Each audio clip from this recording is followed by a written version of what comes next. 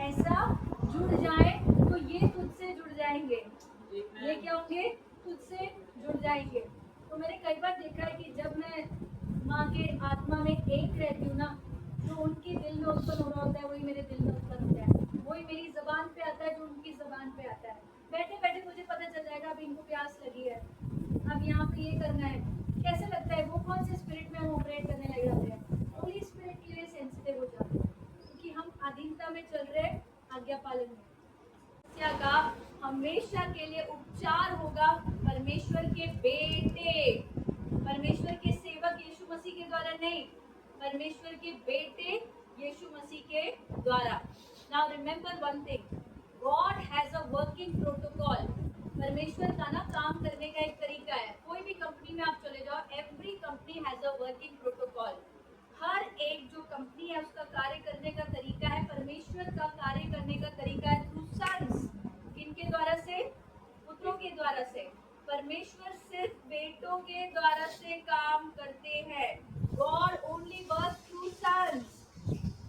और ये पूरी की पूरी पृथ्वी, now remember, Adam was given dominion over the entire earth. Adam को पूरे के पूरे पृथ्वी पर अधिकार दिया गया। समझ आया ये सबको?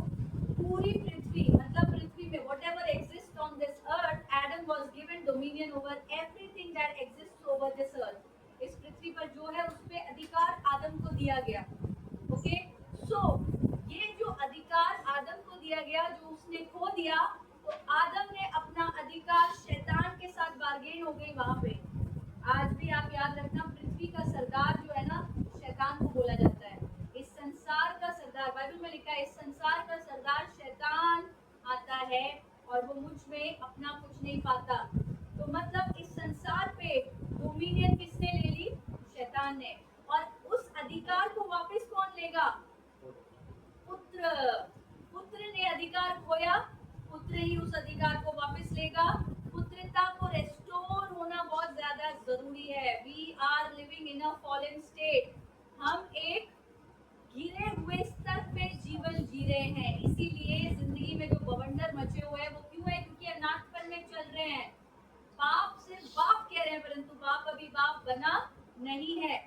अभी ये सब मैं जो एक थियोरेटिकल कॉन्सेप्ट समझा रही हूँ, जो मैं बैकग्राउंड क्लियर कर रही हूँ, ये मैं सिर्फ बैकग्राउंड क्लियर कर रही हूँ ताकि आपको एकदम क्लियर हो कहाँ से आदम का रिश्ता टूटा और यीशु मसीह। तो बचपन से रटा है, यीशु मसीह पृथ्वी पर क्यों आए? तो बचपन से रटा है, संडे स्कूल में पढ़ाया, यीशु मसीह ने हमारे पापों को अपने ऊपर ले लिया और हमें आजाद कर दिया।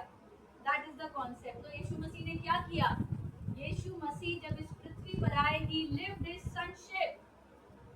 यीशु मसीह ना दास होकर आए, ना यीशु मसीह सेवक होकर आए। जब पुराने नियम को हम देखते हैं तो पुराने नियम में परमेश्वर ने अपने सेवकों को भेजा, अपने दासों को भेजा, लोगों से बात करने के लिए प्रॉफिट्स के द्वारा बात करी। बाइबल में लिखा है, now God speaks to us through his son. In the earlier times, ये बाइबल में लिखा है, it's a Bible verse that I am stating. In the earlier time, पुराने समयों में परमेश्वर ने भविष्यवक्ताओं के द्वारा से बात करी, परंतु अब परमेश्वर अपने पुत्र के द्वारा बात करता है। राइट? सो परमेश्वर का पुत्र पृथ्वी पर आया, उससे पहले एक डार्क स्टेज से पूरा पूरा मानव जाति, पूरा एंटायर ओल्ड टेस्टामेंट आप ले लो मलाकी तक, और मलाकी के बाद डार्क पीरियड स्टार्ट रहा। यीशु मसीह के आने से पहले तक सब darkness was prevailing over the earth. अंधकार ही अंधकार लोगों के जीवन में। और याद रखना, जो बाप हमारे ऊपर होता है उसका चरित्र हमारे अंदर आ जाता है। तो हमारे बाप कौन था अब तक? जिसने यीशु मसीह को ग्रहण नहीं किया उसका बाप कौन है? शैतान। और शैतान का चरित्र क्या है?